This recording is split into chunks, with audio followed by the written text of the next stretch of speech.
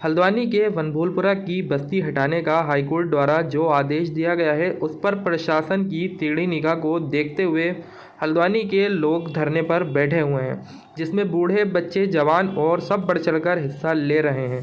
इसके अलावा हल्द्वानी क्षेत्र से बाहर भी आवाज़ उठने लगी है, जैसे काशीपुर, रुद्रपुर में भी अब लोग धरने पर बैठ रहे हैं। इसी क्रम में मंगलवार को मजदूर नेता सुबोध विश्वास भगत सिंह चौक रुद्रपुर में धरने पर बैठ गए।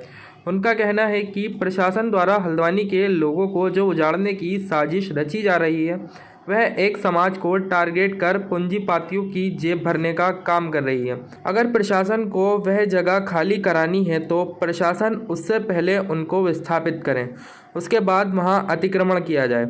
अगर इस तरीके से गरीब लोगों के ऊपर अतिक्रमण का पीला पंजा चलता रहेगा तो गरीब आदमी कहाँ जाएगा। दूसरी तरफ हल्द्वानी के क्षेत्रीय विधायक सुमित हृदयेश भी हाईकोर्ट में इन दिनों लोगों के पक्ष में पहुंच चुके हैं और 5 तारीख में सुप्रीम कोर्ट में सुनवाई होनी है। अब देखते हैं कि इसमें किसकी जीत होती है, प्रशासन या जनता जनार्दन की। ये जो हल्द्वानी में वनभूलपुरा में जो लोगों को हटाया जा रहा है, उन्हें उजाड़ा जा रहा है, कम से कम 5000 मकाने हैं जो उनको तोड़ा जा रहा है और कहीं ना इसको एक जाति का रूप भी दिया जा रहा है सरकार द्वारा। ये भी बड़े दुखदायक है। और जो परिवार इस समय ठंड में कहाँ जाएगी, उनको बसती देनी चाहिए। उनकी जो वो है इस समय जो मकान है, पहले तो अवैध है नहीं, क्योंकि अवैध होते हैं उनको बिजली, पानी, सरकार टैक्स उस क्यों ले रही है, इतनी सारी चीज़ें क्यों ले रही है, और उसके बाद अचानक से अवैध घोषित कर दिया था। कहीं ना कहीं सरकार अपना भ्रष्टाचार छुपाने के चक्कर में उन परिवारों को उजाड़ने के चक्कर में है। तो कहीं ना कहीं ये बड़ा दुखदायक है। और ये जो मामला है, ये जनता ने, इसी के लिए हमने एक आक्रोश यहाँ पर दिया। आक्रोश के तहत हम लोगों ने यहाँ पर भूख हड़ताल किया 1 दिवसीय, और हम चाहते हैं कि सरकार उनको ना उजाड़े, उनको वहीं रहने दिया जाए और कोई जाति रूप ना दे के जो क्षेत्र में बच्चे गरीब हैं, जो इस समय ठंड में है, वो कहाँ जाएंगे, उनको वहीं रहने का अधिकार है। इसके बारे में हमने एक ITI लगाई थी, जिसमें सूचना का अधिकार से हमने कहा था भारत सरकार से कि जो 4365 लोगों को उजाड़ा जा रहा है, ठीक है, ये सरकार जो आंखों में धूल झोंक कर जो जनता को उजाड़ने का काम कर रही है। तो हाई कोर्ट में जो एक याचिका लगाई थी, तो उससे पहले हम सन 2007 में जाते हैं। सन 2007 में गपूर बस्ती है रेलवे स्टेशन के करीब, वहाँ करीब 800 परिवार रहते हैं।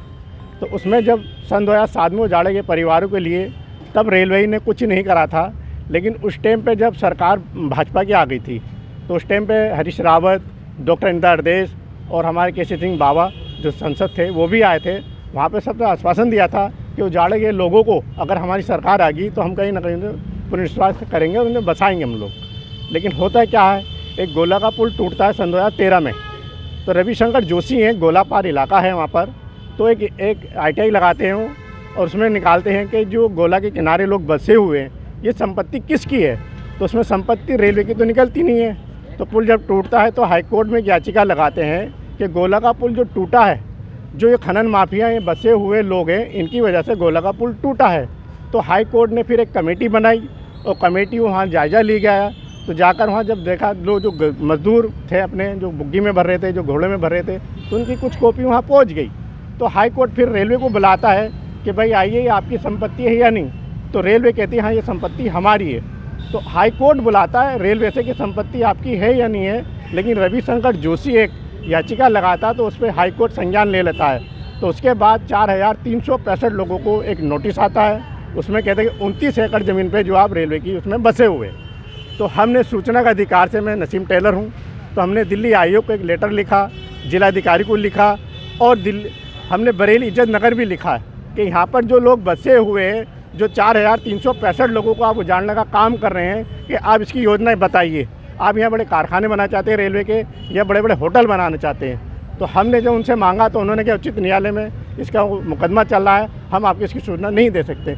फिर हमने एक दिल्ली आयोग को एक लेटर लिखा और हमने कहा साहब, हल्द्वानी क्षेत्र के अंदर वनभूलपुरा एक इलाका है, वहाँ पर 4365 लोगों को जो उजाड़ा जा रहा है, उसके पास हम पूछना चाहते हैं कि रेलवे के दस्तावेज है या नहीं है।